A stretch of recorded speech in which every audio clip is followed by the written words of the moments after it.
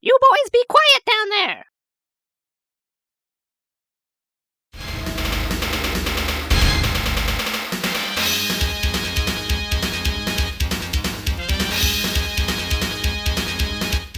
This time on Neo Geo Reviews, I'm talking about NGH-017, Sengoku, aka Sengoku Densyo, 1991 by SNK. I'm playing this game on my MVS cartridge. It appears to be an English release, so I probably got this one on eBay at some point during the 2000s decade. During the Sengoku period, 400 years ago in Japan, two samurai defeated an evil warlord. While he was dying, he was like, "I'll return in 400 years. There's going to be a madman with me, and together we'll rule the world." No one knows why he said all that crazy stuff, but he was dying, so it was probably just insane ramblings. But, nevertheless, 400 years later, in the present day, somehow the warlord came back. It's up to our two protagonists to shut down that warlord once again. There seems to be some disagreement about the names of the two main characters you play as in the game, but the Sengoku 2 manual identifies them as Claude Yamamoto and Jack Stone, assuming they are the same characters in the sequel. The game's intro is different, depending on whether your system is in MVS or home mode. The home version gives you a bit longer explanation of the story, but the art in the MVS version is a bit more impressive, showing the warlord and a close-up of his flying castle, rather than this shot of our heroes that we get in the home mode.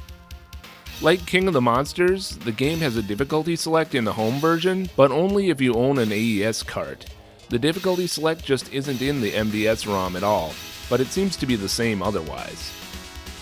Gameplay in Sengoku is very straightforward as brawlers go. Push A to attack, B to jump, and the main gimmick is that you can press C to change characters. Throughout the game, you rescue the spirits of the dog, samurai, and ninja. Each time you collect one of these spirits, it gets added to your C button menu, where you can select between all the characters you currently have available. Upon changing characters, you will have a limit of 60 seconds to play as that character, so use it wisely. You are able to switch back to your regular character and pause the 60-second countdown at any time. Pro tip: never let the clock reach 0. If you allow the character clock to run out, you will lose that character until you collect it again. But if you switch characters when you still have at least a second left, then you will still have that character again when you get game over and continue, and the clock will be reset to 60. Wait, is that a pro tip? Pros never need to continue. The amount of chances to collect the 3 other characters in the game are somewhat scarce, especially when dividing up power-ups with a second player, so be careful to conserve the extra characters. The spirits are not shared between the 2 players, so each player has their own stock of characters they have available to change to. You will need to be strategic about sharing resources when playing as a team. To that end, there are also lots of Powerup Orbs to pick up throughout the stages, most of which give you weapons. Rather than using one of the helper characters, I usually like to stick with the swords when I get them, and remain as the normal character. The special characters can't use the weapons, but the orbs do power up their attacks by adding projectiles. The green orbs replenish some life. After collecting 10 of them? Well, forget that, I guess. The red orb gives a sword, and yellow allows you to fire projectiles. But I really like the big sword you get from the purple orb. It cuts stuff up. I love the way all these swords just poof into existence when you get them. The sound effect is like a fire igniting. The light blue orb gives you double swords, which sounds great, but I'll take that big-ass sword any day. Look at this, what's he even doing with that second sword? He swings one of them and just waves the other one around. It doesn't increase your attack speed or anything.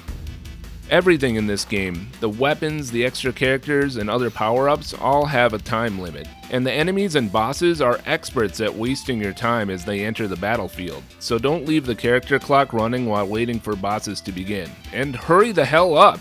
If you sit in one place and don't move, the game attacks you with these things before too long, and they deal some serious damage. Throughout the game, you will be pushed automatically to higher and lower planes above or below the main stage. These changes are beyond your control and always happen at the same set points of each stage. Sometimes you are sent to the heavens where you will fight presumably gods and ghosts. Sometimes when you are sent below, it appears to be the underworld, but other times you are simply sent down to the sewers. That's right, you Ninja Turtles belong down here in the sewers. I like this because it doesn't challenge what I learned in my childhood. Yeah, we know how to handle ourselves in the sewer. There are cutscenes presented after each stage. By the way, one difference between the home mode and the MBS mode is that this castle at the beginning of the cutscene isn't shown in the MBS mode. I guess it was cut for time. Anyway, don't expect any variety to these cutscenes. Each one features the warlord and the next stage's boss, but the unvoiced dialogue is exactly the same every time. It would help if the dialogue made more sense. In each scene, the warlord always says, "How dare you? Go beat them all." Who is he talking to? The first line of his dialogue is directed at the player, but the next line is directed at his minions. For once, the English translation isn't to blame, because this dialogue is exactly the same in the original Japanese, although it's in old-school, samurai-style Japanese. It's just sloppy old arcade game dialogue, and they expect the player to understand what they meant. After that, the next stage boss just responds with, "Ah." I can't tell if they are in pain for some reason or what. Now this line is the fault of the English translation. In the Japanese version they say, "Haha," meaning as you wish, or it will be done. "Listen guys, this is the warlord's order." "Yeah, you guys, come on." Stage 1 sees our heroes on what appears to be a long bridge, but the water is dried up before they are quickly whisked away to the heavens. I guess the resurrection of the warlord destroyed the whole earth or something. At any rate, it's a pretty cool post-apocalyptic setting. You will return to the bridge later, then back in the sky, then back to the bridge for the rest of the stage, then back in the sky, and then back to the earth for the boss. Stage 2 is the ruined subway. I think that's supposed to be Athena's dress back there in Boutique Athena. And who'd like some music record? Or coffee book? Check out these big cats that wheel the carts in. How awesome is that? Stage 3 has you out in the ruined streets, and this burning gasoline is a nice touch, although I wonder what ignites the fire. The rest of this stage is spent in the heavens and then the underworld. In Stage 4, you're on top of a building and visit the sewers. The graphics are quite nice for the boss scene. This kind of reminds me of a Samurai Shodown stage. Stage 5 puts you back in the underworld again, but then you go to the flying castle seen earlier in the background of other stages. Stage 6 is just the end boss. The first phase is the warlord, who can fly apparently. Luckily, the spirits of these two ladies give you the ability to fly and these awesome big-ass 7-branch swords. The second phase is the resurrection of the madman. He's really not tough at all as long as you hold your ground and keep swinging. At only 5 stages plus a boss, the game sounds short, but keep in mind all the different scenes that each stage contains. It takes about 45 minutes to get through the game with 2 players, and a bit longer with only 1 player. Sengoku's music gets the job done, but it can be a bit forgettable.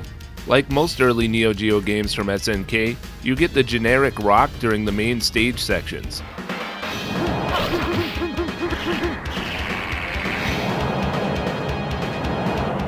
But this time many of those tracks have a traditional Japanese influence sprinkled in.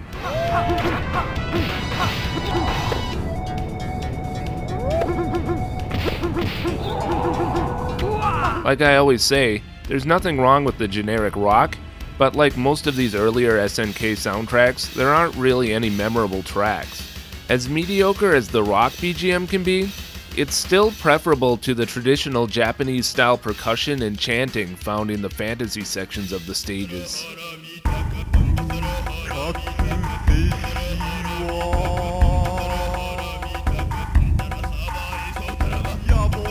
Some of the traditional Japanese-style tracks could be described as Proto Samurai Shodown music.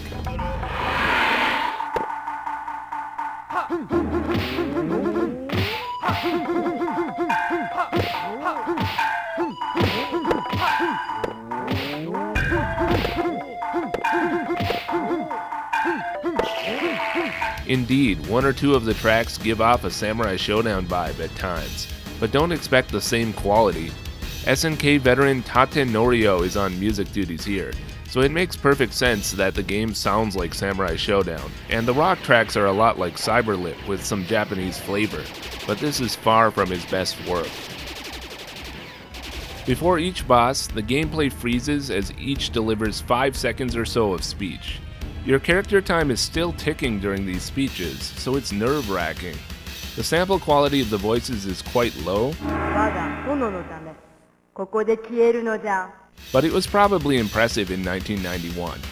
The voices are only in Japanese regardless of your system's region, which is probably for the best, since Japanese fits the game's theme, and English would have likely come off cheesy, given SNK's track record. Outside of a few grunts and dogs howling during gameplay, these are the only voices in the game. Of the beat-em-ups, or brawlers, that we've covered in this series, Sengoku is without a doubt the best so far. To review, that competition includes Ninja Combat and Mutation Nation. Of the three, Sengoku has the most fully realized theming and art style, creating a distinctive historic fantasy setting that pulls the player in. It's still early for the Neo Geo, but you can see hints of SNK beginning to come into their own here, with the best graphics of the bunch. The music may not be the best of the three, as I mentioned, it's forgettable and generic for the most part, but the sound design still deserves some credit for its eclectic mix of traditional Japanese style and modern rock. And of course, the most important part of any brawler is how fun it is to wail on the enemies. Sengoku has that covered, with a variety of weapons and a decent thud from the audio when your punches and kicks connect. We still have some way to go before we reach what I call modern SNK, the mid to late 90s era SNK that they are perhaps best known for. That journey has yet to begin, as the beginning of that transition to modern SNK definitely begins with Fatal Fury. And if we're looking at release dates, that is still 10 months out after the release of Sengoku. Sengoku was also released for Neo Geo CD in 1995. The whole game loads up in about 56 seconds on my single-speed top-loader system. The lens on my console has seen better days, so it might load a little faster on yours. The load time is worth it though, since the game will never have to load again after this initial load. It boots right to the home version intro and includes the difficulty select. Given the game's age, it's no surprise that there's no arranged soundtrack for the CD version. The CD release of Sengoku is a version with no sacrifices. No cuts seem to have been made, and all the boss voices are there. Even the access time for most of these music changes during the stage transitions are hidden well in this game, occurring during the stage transition animations. It doesn't even freeze before a boss fight, other than the usual pause for the voice. Unlike previous CD games we've seen in this series, this game opts to just let you play rather than forcing you to wait for the music to begin.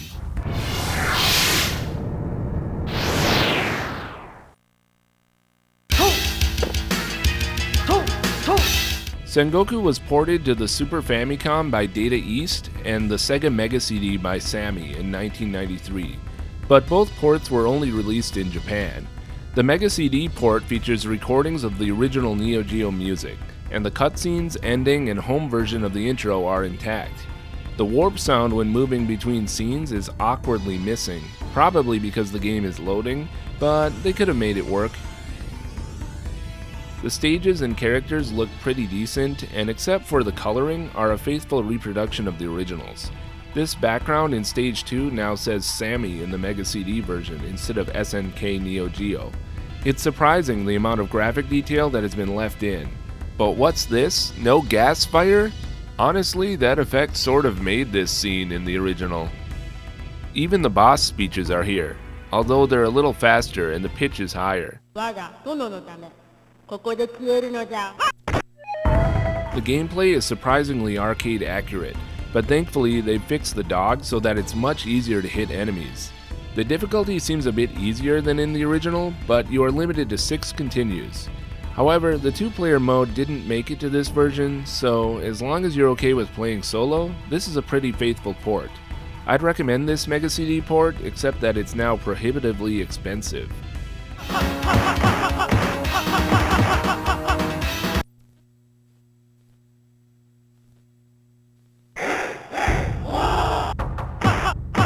Data East's Super Famicom port does feature a 2-player mode, but the graphics and gameplay have been thoroughly reworked and downgraded. See the large unused black portions at the top and bottom of the screen? This isn't bad video cropping on my part, that's actually how much of the screen goes unused. The sound effects and voices are also terrible here, and the music has been turned into just muddy SNES garbage.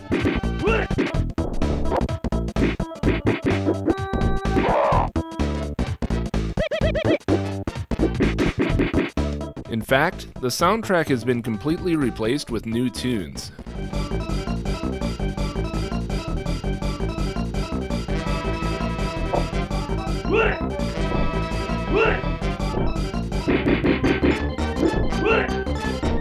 A choice which kind of reminds me of the Ninja Warriors on Super Nintendo, except, well, bad. I mentioned in the Magician Lord video that I like me some farty bass, but these muddy SNES farts are not what I had in mind.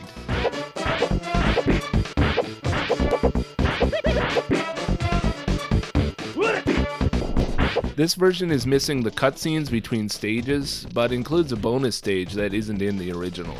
And look at the ending boss in this version. Instead of flying, you're just walking on invisible ground. This version of the game is quite easy. Except for the bosses, most of the enemies can't be bothered with attacking you for most of the game. And thankfully, continuing doesn't send you back to the beginning of the level like it does in some SNES brawlers. Data East planned to release Sengoku for the Super Nintendo in the US, but it was cancelled, leaving the game in Japan only. Take a look at the box they had planned though. Just, what in the hell? No.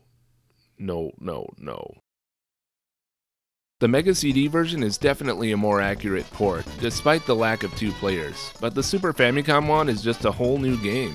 It's inaccurate crap, but it's enjoyable crap. They've done away with the character change button, so now you just automatically change characters when you collect items, removing some of the strategy. But I like the way your characters and power-ups combine for varying attacks, similar to in the original game, but different. Unlike in the original, you can throw enemies. I enjoy this version the same way that I enjoy Jaleco's Rushing Beat series on the SNES. A fun 2-player weekend rental. You know what? What the hell? Data East should have released this in the US. Back in the day, I would have played that shit. Sengoku takes a bit of time to warm up to. It's very easy to turn it on for the first time and think, what's the big deal? However, with time, some depth and strategy is revealed. The controls and hitting the enemies remain enjoyable throughout. The unique art and animation are consistently engrossing, not to mention the game's length increases replayability. It's difficult to give a wholehearted recommendation to Sengoku 1 in 2020 because, like most early Neo Geo titles, the graphics and gameplay haven't aged all that well. But for those patient enough to put the time in, there's much to enjoy here.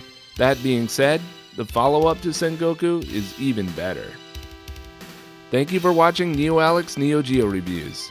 Next time we're looking at another brawler, NGH-017, Burning Fight. Please like, comment, and subscribe to keep seeing more.